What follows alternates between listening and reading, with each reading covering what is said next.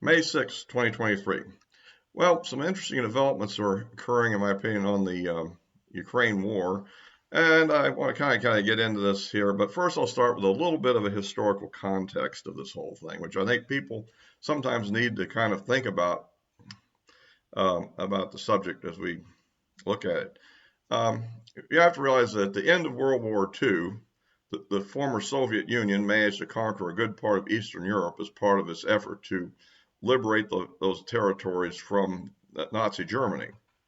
At the end of the war, essentially, the Russians pretty much maintained their occupation of all the territories they took, with a single exception of Austria, I guess, and set up favorable regimes in the area. The United States and Britain essentially was able to essentially maintain occupation of those territories and set up favorable representative republics in their areas and prevent the communists from taking over any of those countries. So that led to the Cold War period. Eventually, the Soviet Union broke apart due to its own internal contradictions.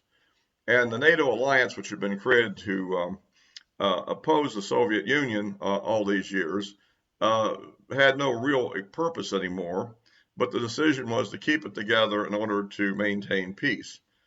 And of course, in spite of promises that they wouldn't move on eastward after the initial fall of the Soviet Union and the reunification of Germany, they in fact broke those promises and proceeded to move eastward and incorporated most of what was the Warsaw Pact countries into, in fact, was it all of them? That's a good question. Almost all of them, at any rate, into the NATO alliance, including three countries, regions that were occupied by the Soviet Union at the outset of World War II, that were actually part of the Soviet Union. That is the Baltic states of Estonia, Lithuania, and Latvia. So that's kind of where we are. Ukraine was then left in a kind of a neutral area, and of course, the next objective of NATO was to bring Ukraine into the NATO alliance as well. And of course, that's what this war is all about, really. What two options were basically there? One would be Ukraine would become a neutral country, sort of like Austria had remained at the end of the Cold War, or at the beginning of the Cold War for that matter, and even to this day. And the other possibility would be that they would become part of NATO and be literally on Russia's doorstep. And eventually, after a lot of machinations, the West, basically the U.S. and certain, what you might call them, organizations, and the Ukrainians managed to overthrow the government, which was elected perhaps in a corrupt election. We don't know, but the elected government in a coup in 2014, which was completely unacceptable to the Russians at this point. And so they acted and retook Crimea, and rebellions broke out in certain Russian ethnic areas of Ukraine. I mean, this is the context in which this whole conflict occurred. And essentially, the Russian government under Putin made the decision in 2022 to roll the dice and hope to take the whole thing in a invasion, and totally miscalculated the ability of their own forces to take it and the ability of the Ukrainians to defend. Heavily armed with a lot of state-of-the-art anti-tank weapons and other training by the U.S. and NATO countries, the Russians were forced to abandon this and eventually fall back to the lands that they currently are holding in eastern Ukraine. Okay, so that's the context of this thing, and I think that we have to consider where we go from here right now. So at any rate, that kind of sets the tone for where we are right now. The Russians then were forced to mobilize large numbers of reserves to build up the strength of their army, which was deemed inadequate. The Ukrainians massively mobilized their own male populations. And so now a stalemate has largely been waged for some time here. Basically, you'd have to argue that in recent months, the Russians have engaged in what you might call an active defense, meaning of the front line they had, and have gradually taken territory in several areas, including most notably Bakhmut, but several other areas in which they hold parts of cities. but in almost in few cases have taken all of any of them. And so anyway, that's kind of the situation. But if you like these videos, please give me a like. We need more subscriptions if possible.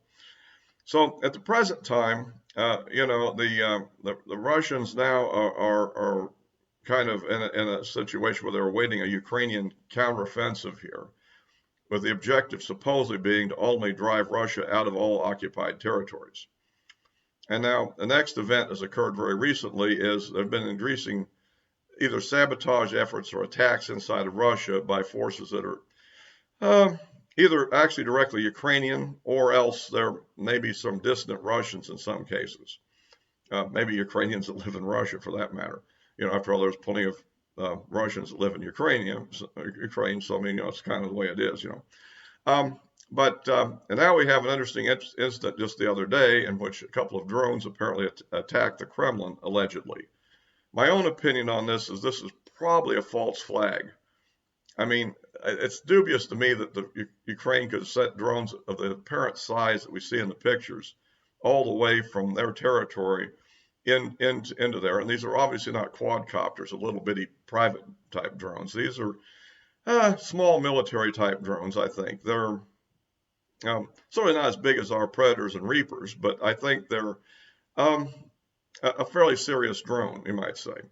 So the purpose of this, I think, is probably maybe to, limit the so-called Victory Day celebrations and give some pretext of terrorism for that, and probably to anger the population or to increase support for continuing the war effort. At least that's kind of my perception. There is a small chance it was a dissident group that somehow got a hold of such vehicles, but the thing is, it has the same effect as a false flag, even if it is that, since they haven't taken credit for it. And Ukraine, of course, denies they're involved, as does the U.S. So I think the false flag is the most likely idea. And of course, that's probably to set a pretext for other actions that they plan on taking in the days ahead. So now, basically, as the rainy season is starting to end and eventually, as the ground gets solid, we're expecting some kind of offensive operation from Ukraine or potentially even from Russia. It looks like at this point Russia has calculated that given the strength of Ukrainian defenses and the effectiveness of modern anti-tank weapons and the combination of drones and artillery, that an out-and-out offensive at this point is not really in their interest, I think. So I think they're going to choose probably to let the Ukrainians go first and see how far they can advance and try to inflict as much loss as they can during that period during defensive warfare, and then launch a counterattack. I think that'd be my guess is what they're up to. I know people such as Colonel McGregor and Scott Ritter had argued that Russia was going to launch a big offensive in the winter time. But there's two factors there. One, I think, is that the ground never really got frozen hard enough to really make that attractive. And the other aspect, I think, was that fundamentally, I don't think that the Russian army was quite in shape to do it at that time. I think they had sufficient equipment losses, and it takes a long time to integrate over 300,000 plus independent reservists and new volunteers into effective combat units that could really engage in offensive operations, where the defensive option was much more viable and allowed them to achieve a much better casualty ratio on the battlefield than they would have on offensive operations at that stage. So I think that was why nothing happened. It may well have been that there were some struggles within the Russian government between perhaps Putin wanting to get with the offensive now, and perhaps military leaders realizing that wasn't quite prudent at that stage of the issue. And some of the leaked documents seem to suggest things of that sort were going on, which probably are also in other ways maybe misinterpreted, however. That is to say, I don't think that it means that the Russian military is, we say, against the whole effort. I think they simply want it to be carried out effectively, and they probably want to receive the Ukrainian attack first before they really commit to large-scale offensives themselves, perhaps. At least that's kind of what I think. I just saw the other day evidence of a large increase in Russian military production that heretofore wasn't discussed. Rows of new tanks that have been made, plans to make more armored fighting vehicles and the like, increases in missile production. So I think the fact of the matter is that the attitude we often hear in the West of the very feeble armament production of Russia during the past year, I think are probably inaccurate. For example, if Russia could only maintain, say, 5 aircraft produced per month, a relatively low level, really, in terms of tactical aircraft, um, hardly enough to sustain a production line, um, they would have replaced all the aircraft losses they've had during the war so far, as an example.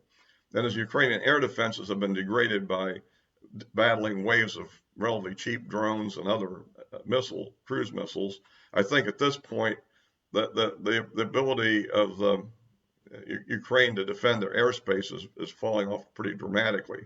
So air power is going to become a big factor, I think, in the upcoming months in this conflict, and probably will be detrimental to any Ukrainian offensive. I think there's 2 basic theaters in which the offensive would likely occur. One would be to counterattack and try to retake the Donetsk area in Bakhmut. I think that's, and maybe try to even encircle the Wagner forces. The other thing would be a push to the south toward Crimea. And of course, there's the likelihood that the thing may very well begin with a feint in one direction, and then the major offensive would go in another direction is probable. So at any rate, we're waiting to see what that happens. And I was looking at Judge Napolitano, and he talks to a individual who fights with the Ukrainians, apparently, as a volunteer, and he thinks that perhaps the offensive will probably occur either sometime in May or here, or maybe even as late as June, to let the ground get good and hard as the sun comes out and the rains end. So we'll have to see how that plays out. But that's kind of the next event I think we're looking for. Again, it's unclear at this point to see how how the Russians use the political fallout from the attack on the Kremlin to justify some action. It still seems to me the other possibility is just to rein in the size of the Victory Day parades, and basically, remember, this is the one time where Putin himself might be most vulnerable to attack personally. And so I think that, I was wondering even if they may go so far as canceling, although right now, from what I've heard, they haven't, but we'll see. I mean that's one thing to look at there. Anyway, so that's kind of my viewpoint. I think we're awaiting the next offensive here from whichever side does it, probably Ukraine. I think that that this, but I think this is why I believe the false flag now is the most likely explanation for what happened the other day. Anyway, I'll wrap this up for now. I'll be posting this on on Rumble, as well as, of course, here on YouTube, and the addresses of my social media accounts are in the description below. And until next time.